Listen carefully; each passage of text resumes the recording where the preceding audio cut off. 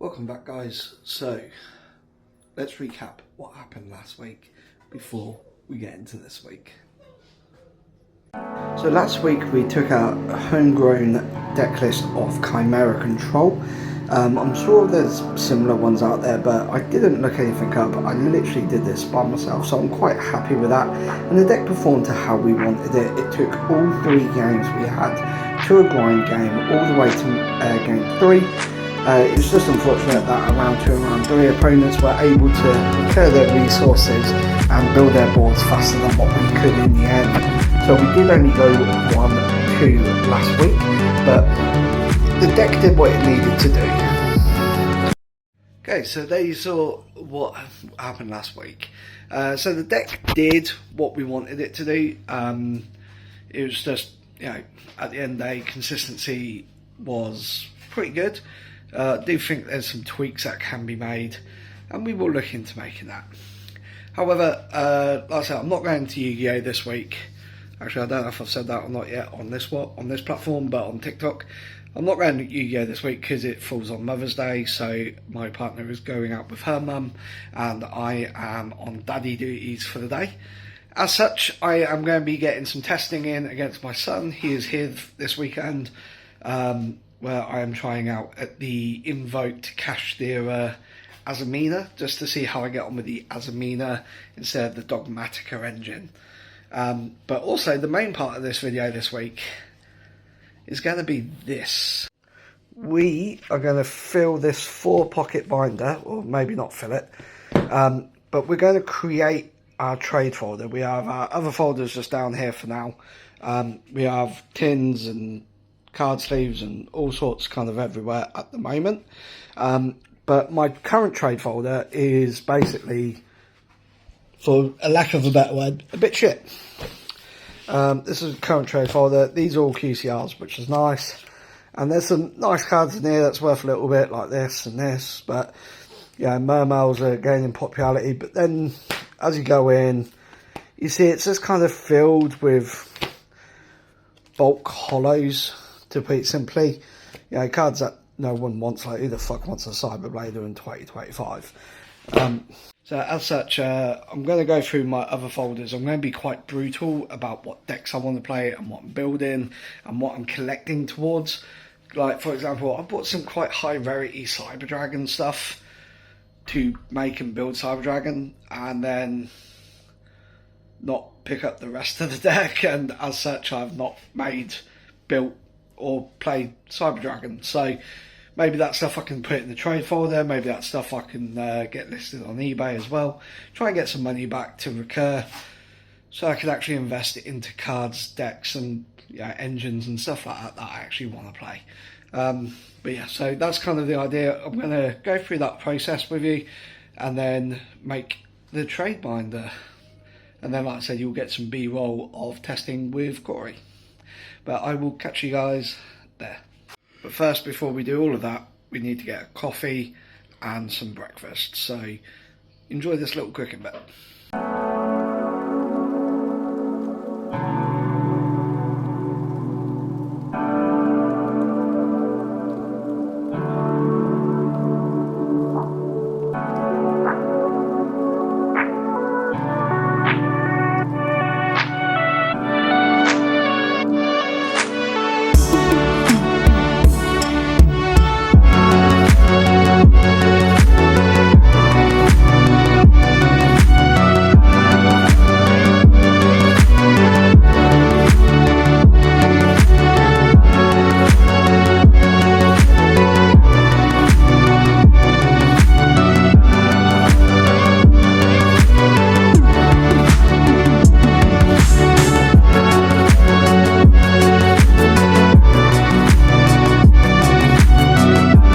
Okay, so this is going to be our trade folder. As you can see, it is a just standard 4-page. It's completely empty.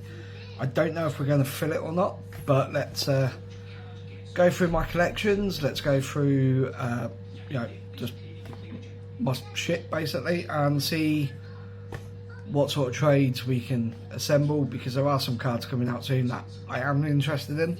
So anything I can sell or trade towards them is better for my wallet and therefore better for me all around. So let's get cracking. Okay, so after going through the trade folder, this is all the bulk that we've taken out. It's quite a large pile.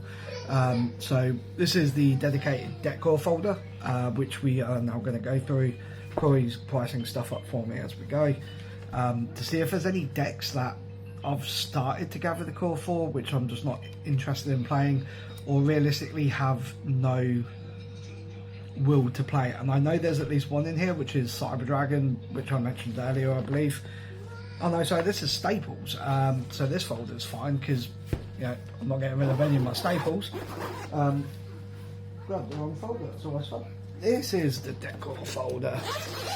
So let's have a quick gander through here. So we've got Orcus, we're waiting for that new support, and then this deck will become my main deck. We have Chimera, obviously I am not selling Chimera.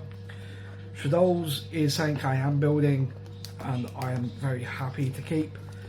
Traptrix is just my fun go-to deck when I want a casual mess around. Blue Eyes is fantastic, and Blue Eyes Invoked is always fun. And money out, a lot of these cards aren't really worth anything because they're all structure deck. The only one that could be is this one, but yeah, it is kind of needed in several decks that I am currently building and playing. But yeah, so now we've got to the Cyber Dragons. I do have QCR Cyber Dragons, which I might still just keep the QCR Cyber Dragons, but I know these are going up in price. I've got the Secret Rare Rev system, but I've actually got a playset of it, but the deck list I was looking at only ran 3. Sorry, only ran 1, so I could sell the other 2, but honestly I might just get rid of it all, put it all in the trade folder. I know Clockwork Knight's not really worth anything now, but like Cyber Dragon Infinity Secret Rare, we've got the Cyber Dragon Sega Secret Rare, yeah, so there's a few there which I could potentially look into the price of. So that's what we're going to do now. So it actually turns out Cyber Dragon's getting some really busted support in the Duelist Insight, I believe. As such, I'm going to keep the majority of the Cyber Dragon stuff. I've just had a quick look at some deck lists online, so I'm going to get rid of the additional things I've picked up that will not be needed, really. So not as many cards going in as I would hope from there, but there's still at least some. Okay, so after selecting what's going in, we uniformed all the card sleeves. So I've used these nice green Ultra Pros that I've had kicking about for a while. I do normally use these for the trades. So now we get to build said trade folder. So this we will do on camera together. I will most probably fast forward this a little bit, I'm not sure. So you're going to see kind of like my thought process here, just because you want to stick obviously your better stuff towards the front.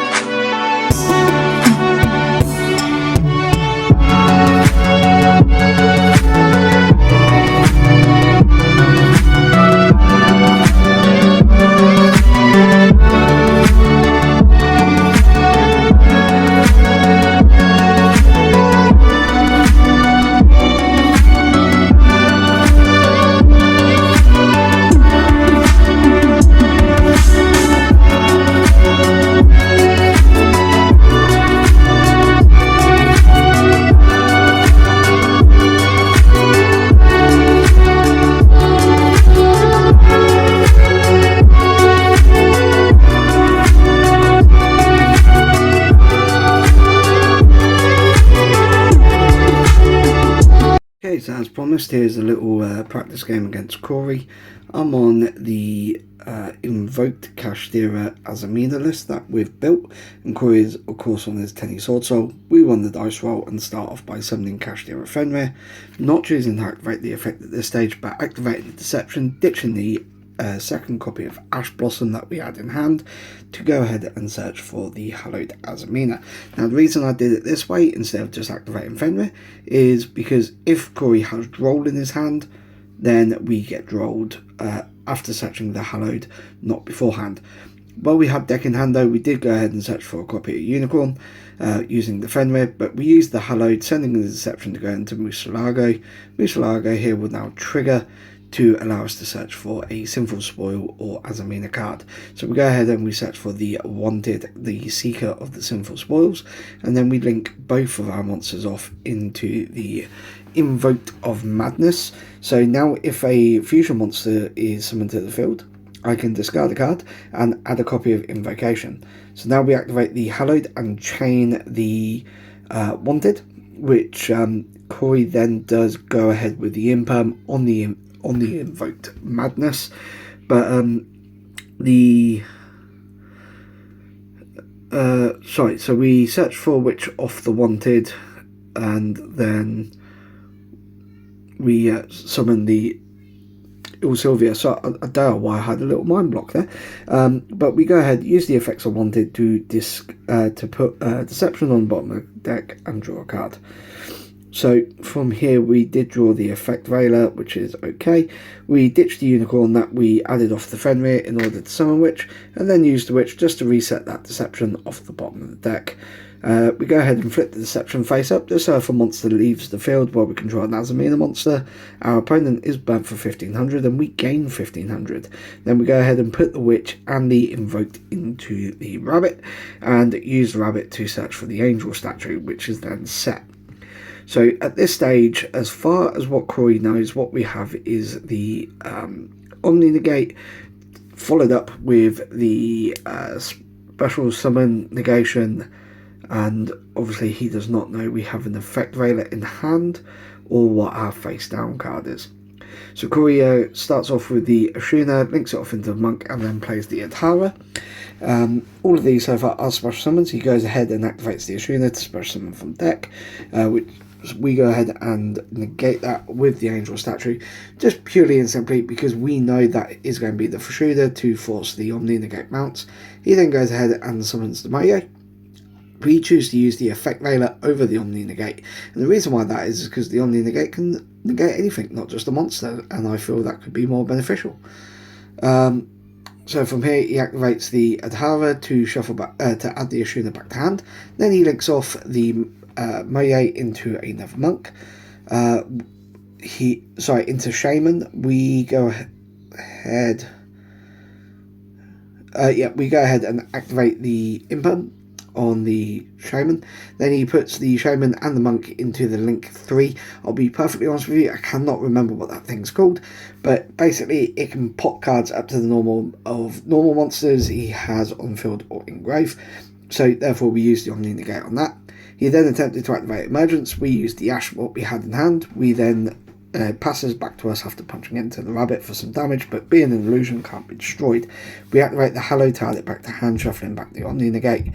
I'm just having to flick through the graveyard here at this stage. So we know we can put another Negate up. I'm really overthinking this because all we've got to do is just get anybody on the field, which the Hallowed Azamina does allow us to do, and then we can go into Selene and then into Access Code. Now that, of course, with the 1500 that is already lost from the Deception, would give us 53 plus 15 is 68. So it'd clear his field and leave him on 1200. However, I'm just having to think here to see if there is a way we could get game. And we're having a bit of a discussion as well in regards to what's going on in regards to the board state. Like I said, this is just a testing session. This isn't like playing to win. This is both of us just playing, discussing the plays about what either of us could have done differently as it's happening, so we can try and optimize our plays better and just improve at the game. This is most probably game number 15 of the day, and I think at this point I'd won 2 if I was lucky. Like today was not my day, so just the fact that I was in like kind of the head position at this point was making me question things, because like I said, normally it's just not happening. But we go ahead, use the Hallowed to get the Omni Negate, and then we go ahead and normal summon the Ash Blossom. That's what we drew for turn, so that's all 3 Ashes into rotation for Selene. Which is much better because then it does leave us the Omni Negate, which then obviously gives us enough to punch. But the Selene specs back the Witch then actually triggers, which I just absolutely love. I think that's amazing. We go ahead and set a copy of Deception, which then we flip up. So there we go.